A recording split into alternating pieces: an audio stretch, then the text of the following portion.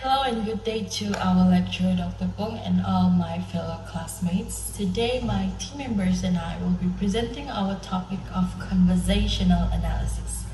My name is Joel, and this is my team members. Now, what is conversational analysis? The conversational approach of analysis, known as conversational analysis (CA), was developed by sociologists Harvey Sachs, Emmanuel Shegolf, and J.L. Jefferson in 1960s and 1970s.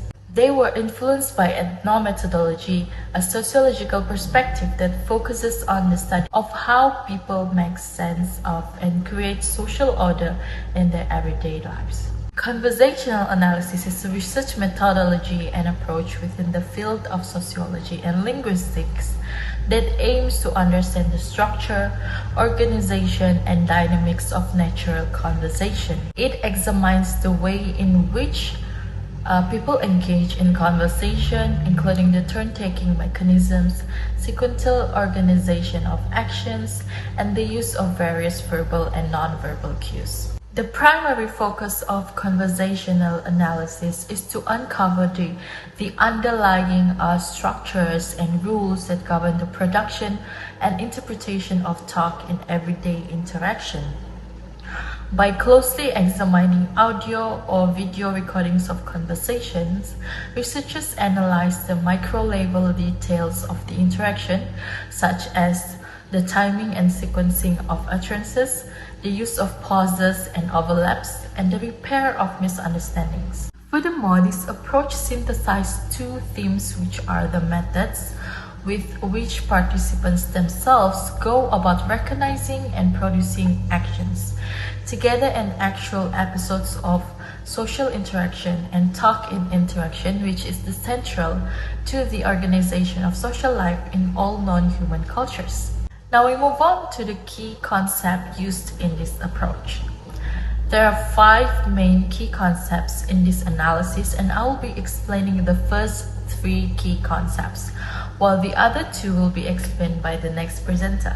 The first key concept is turn-taking.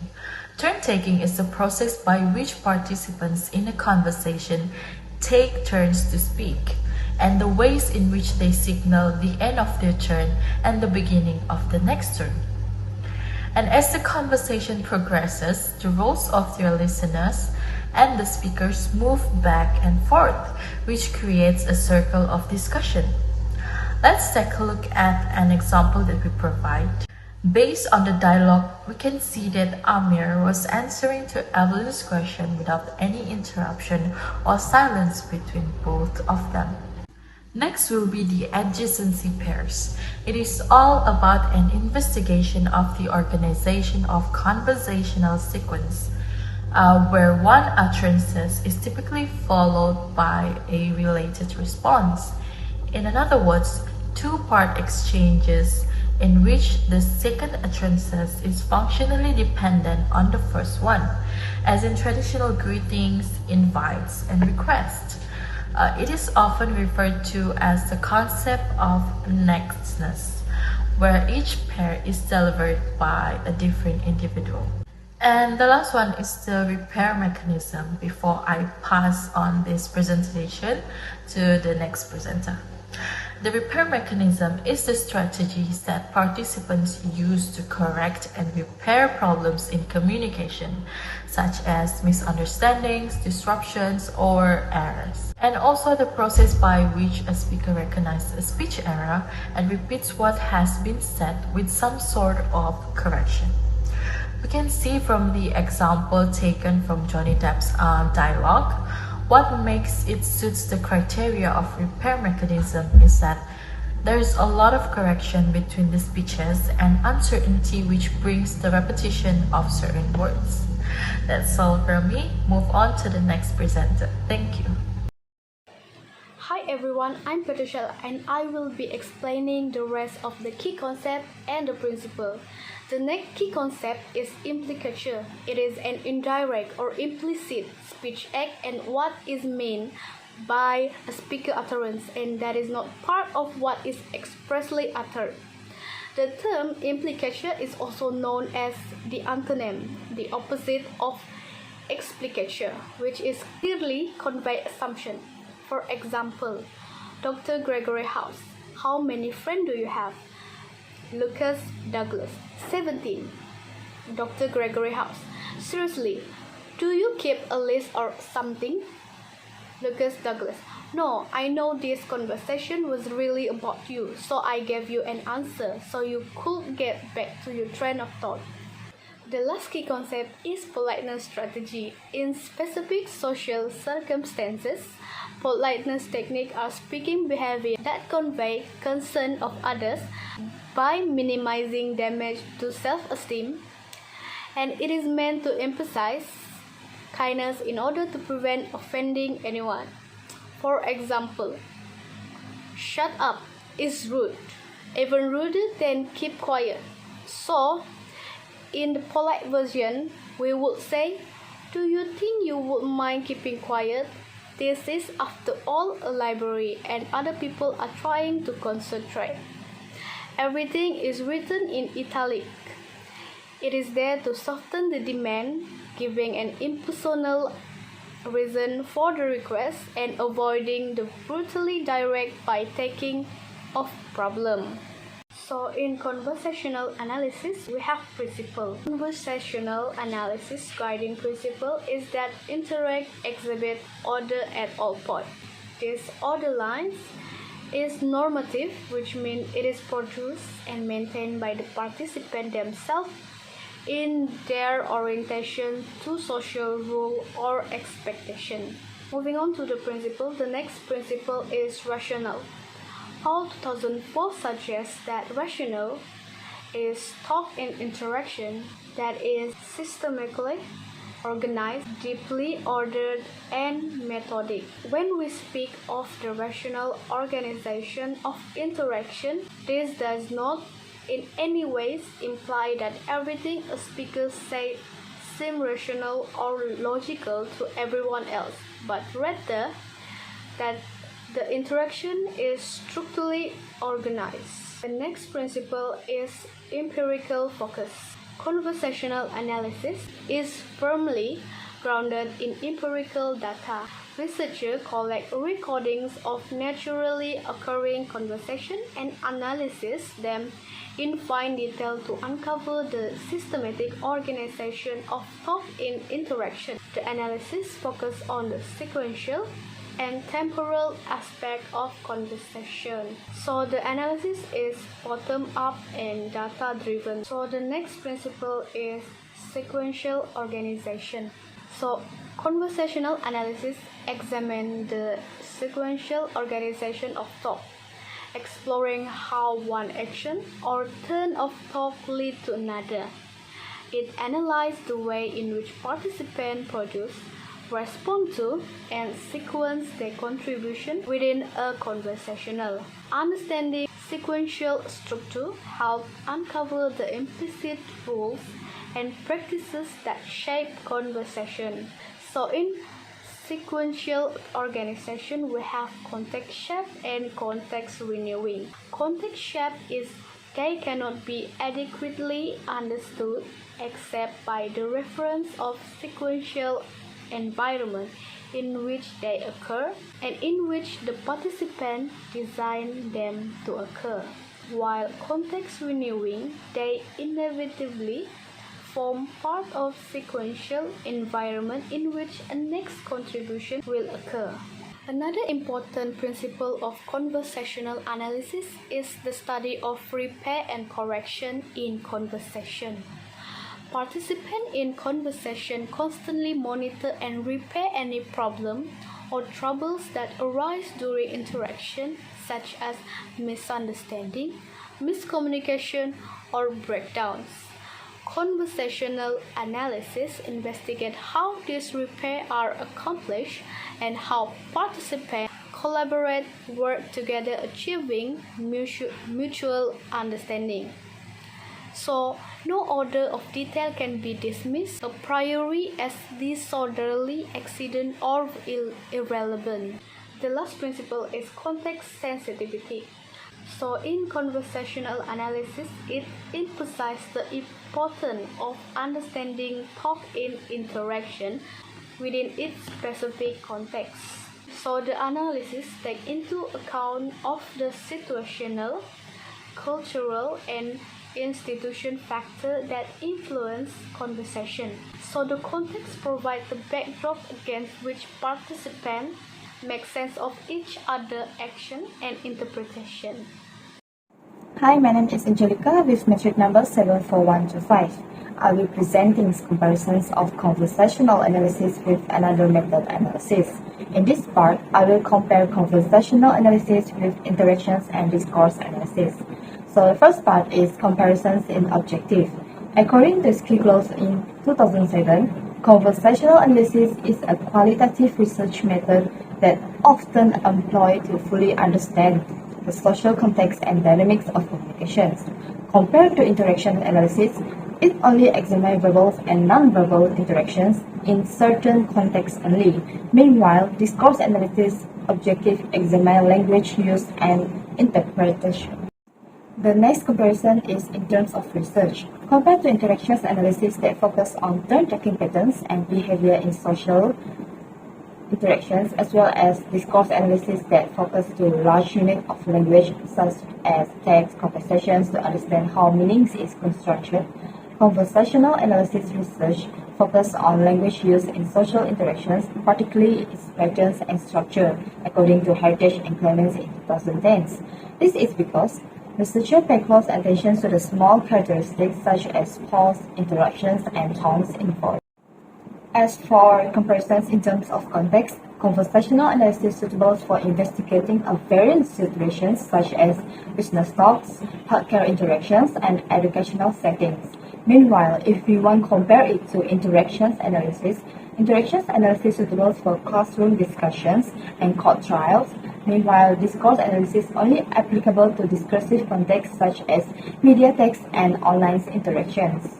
In this data part, Signal in 2018 stated that conversational analysis are audios or video recordings of natural, real conversations, transcriptions of conversation, field notes or interview data. Meanwhile, discourse analysis are from written text, transcript, and online posts. Analysis only allows specific interactions with dynamics and turn-taking patterns. The examples of research questions for conversational analysis are: how do participants use conversational strategies to accomplish specific communicative styles, and how do social relationships and identities emerge and evolve through conversations? Meanwhile, interactions analysis examples of research questions is: how are disagreement or conflict managed in specific contexts?